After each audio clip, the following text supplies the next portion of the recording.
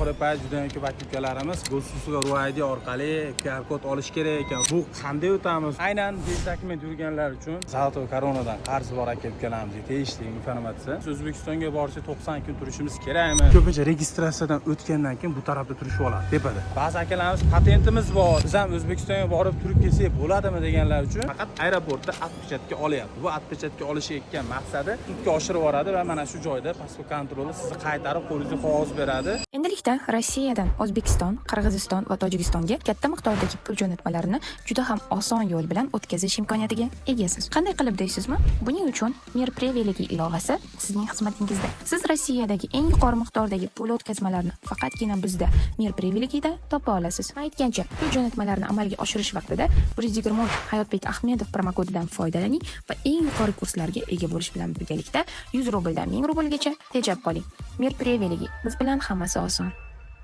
Jigarlar, Alloh nasib qilsa aeroport Domodedga yetib keldi. Bugun sizlarga qo'ldan kelgancha har doimgidek manfaatli video qilib beraman. Yomg'ir ham yog'vordi. Aynan dokument yurganlar uchun bugun aeroportdagi holat bo'yicha informatsiya beramiz va videoni oxirigacha ko'ringlar, juda ham foydali va akalarim like bosib podpishka qilib turinglar. Iltimoslar. Xudo olsa manfaatli video chiqarishga harakat qilamiz doimgidek. O'zbegim 24 dan bilet olish uchun ekrandagi nomerlarga abrashasiz qilasizlar va Telegram kanalga Sahrivadagi bo'layotgan holatlarni va kimni Moskvadagi bo'layotgan musofirlarga tegishli informatsiyalar tashab turibmiz. Shuning uchun opsiyaning birinchi bo'limida Telegram kanalimiz turibdi. Obuna bo'lib qo'ysanglar ham bo'laveradi. Jigarlar, menga qanaqadir xizmat bo'lsa, mana shu nomerga aloqa qilsanglar, shaxsan o'zim bilan aloqa chiqasizlar. Savolinglarga javob beradi kamina. Xudo xolasa, birinchi marta aeroportdan uchayotganlar uchun imini Domodeddan 5-kirish joydan kirishinglar kerak. Imini mejizlar o'tiraysizlar. Ya'ni registratsiya bo'ladigan joy 5-kirish joyda. Hozir telefonda aylantirib bir qator ko'rsatib berishga harakat qilaman. Qarangda, bismillah deb biz videoni boshladik. Ko'rib turganlarda mana shu joydan kiriladi. Agarda bo'lsa taksida yo'kunda avtobusga kelsanglar, mana cheka bilan kelasizlar, trotuar bilan. Yoki taksida kelsanglar mana 6A yoki 6B ga to'xtab, yoki 5-kirish joy desanglar, mana shu yerga to'xtab beradi. Ichkarida nima gap so'z hozir ko'rasizlar. Yomg'ir yog'vordi akalar. Jigarlar, va nihoyat ichkariga kirib oldik. Ko'rib turganlarda hech kim yo'q, ya'ni bironta tog'ani o'zi yo'q. Allohdan so'rab bemalol kelaverasizlar. Birinchisi sizlarga Qo'noq shartdan boshlayman akalar. Ko'rib turganlarda Qo'noq shart aviakompaniyasi registratsiyasi bo'lyapti. Toshkent 2T716 va 708-reys. 23 ga akalar 5 bagaj, osh yukilar 400 rubldan pul to'laysizlar. Aynan registratsiya 157 dan 154 stoykada bo'ladi. Mabodo S7 ga bo'lsa, mana shu yerdan bo'ladi. Ko'proq Urganchga bo'ladi akalar. Ko'rib turganlar hech kim yo'q. Ya'ni bemalol 5-dan kiraverasizlar. Xudo xolasa sizlarga men shu aeroport Domodedga kelganda imini Uralda uchayotganlar uchun informatsiya berib o'tib ketaman. Imini Uralda mana shu joyda registratsiya bo'ladi, ko'rib turgan joylarda. Birinchi o'chirda kelganinglarda aeroportda mana shu joyda tanib olinglar mana. 179, 178 stoyka. Mana shu joyda bagajinglarni to'g'irlab, lishni yukinglarni qaysinda, misol rushnoda ko'p bo'lsa, bagajga ko'p bo'lsa, rushnoga o'tkazib, chiroyli qilib mana shu yerga soatchalarga kelib rushnoylarni to'g'irlab solib ko'ringlar. O'zbekiston havo yo'llari 32-8 bagajli ertalab va kech paytga 19:00 va 7:00 da registratsiya bo'ladi. 602-reys. Mana shu joyda registratsiyadan o'tib, ko'p aka-ukalarimiz bu taraf bilan chiqib ketar ekan. Men sizlarga eng oson yo'li, mana shu yerga kelasizlar, qaraysizlar. Holinglar bu yoqqa, holinglar bu taraf bilan chiqib ketsanglar bo'laveradi. Havo yo'llarida yoki Qo'noq shartda uchadiganlar uchun ma'lumotda. Chunki ba'zida haqiqatan ham turib oladi tepadagi etajga, ba'zida turmaydi. Shuning uchun eng tinchi mana shu taraf. Mana shu tarafda shuni chiqarsa, hozir isboti bilan shuni olib chiqib ko'rsatib beraman. Ya'ni akalarni o'zi bo'lmaydi. Ko'pincha registratsiyadan o'tgandan keyin bu tarafda turishib oladi tepada.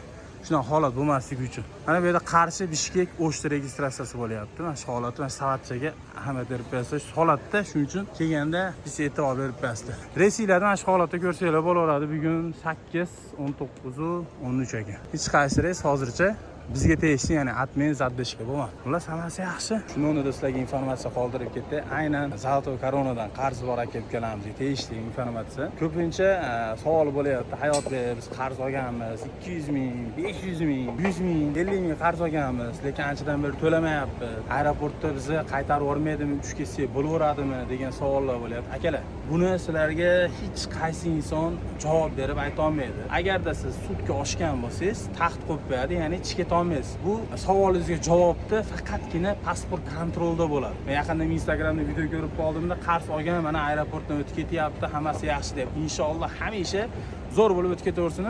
lekin shu qarzdorlik baribir qachondir penasi bilan, shtrafi bilan to'lamagan kunlaringizga evaziga falon so'm bo'lib to'latadi. Shuning uchun imkoningiz bor edi, sudga oshmasligi uchun nima qilish kerak? Birinchi o'chida 500 ming rubl bo'lsa ham har sabab pul to'lab turish kerak. Ko'rib turganlaringiz, pasport kontrol hech kim yo'q, hamma chiqyapti. Zaltoy korona bo'yicha sudga oshmasligi uchun doimo aloqada bo'linglar, telefoningizga javob berib turinglar. Agar to'lay olmasanglar yokunda misol qiynalayotgan bo'lsanglar, holatni tushuntirsanglar, aynan Zaltoy koronadagilar ham tushunadi, gapirsanglar, xo'p, mayli, sizga 1 oy yo 2 oy vaqt beramiz, shu oralig'ida to'lab qo'ying deb aytishadi. Agar shu muddatda ham to'lay olmasanglar va boshqa bo'lsa, o'zi aslida 6 oy davomida sizga nisbatan indamaydi. 6 oydan keyin o'zining yuristlari обязательно shu to'lovni oshirmayotganligi uchun sizdan pulni undirib olish uchun sudga oshirib yuboradi va mana shu joyda pasport kontroli sizni qaytarib qo'lingizga qog'oz beradi, shtobi chiqetishga taxt qo'yib qo'yadi. To'lab kel degan paytda ko'p aka-ukalarimiz adashib qolishi mumkin. To'laydi, chiqetaman deb o'yladi. Yo'q, unaqa emas. 2 hafta ish kunida to'laganingizdan keyin bazaga tushgandan keyin sizni yana taxt olib qo'ygandan keyin bilet olib ishga tushsanglar bo'laveradi. Shunaqa gaplar. Zaltoy koronadan kimda-kim qarzi bo'lsa, kimdir yechib beraman, falon so'mga seni hech narsa bo'lmaydi deb gapirayotganlarga mana shu videoni sekin jo'natib qo'yinglar. Ya'ni bunaqa holatni hech kim yechib, bu kunda sizni ya'ni ba'zidan udal qilib bera olmaydi. Mana men sizga aytyapman. Chunki aeroportda juda ham ko'plardan beri video qilaman va sizlarga doim informatsiya qoldiraman. Men o'zimdagi holat bo'yicha aytyapman, lekin hali beri bironta odamni shu 5-6 oy deylik, bironta odam Zaltoy korona qaytargan eshitganim yo'q. Lekin Dilimobildan shtraf qilib, urib qo'yib qochib ketayotgan paytda taxtga qo'yib qo'yganligi uchun qaytarib olganini eshitdim.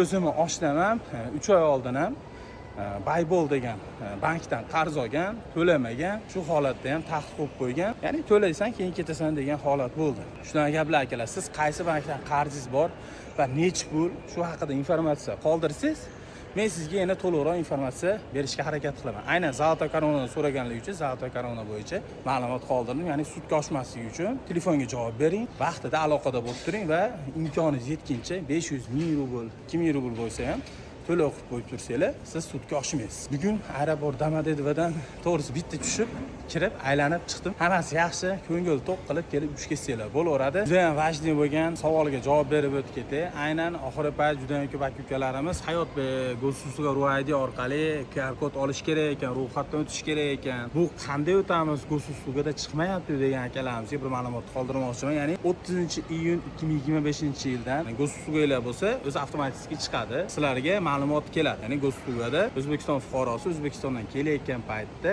72 soat oldin siz qayerga kelyapsiz va nima maqsadda va qancha muddat qolmoqsiz, nima ish qilasiz, to'liq informatsiyani o'zi chiqarib qo'ygan, shu holatda to'ldirib chiqib, QR kod orqali o'tib qo'ygan haqingizda ma'lumot olasizda, kelganingizda pasport kontrolda shuni ko'rsatasiz, bo'ldi.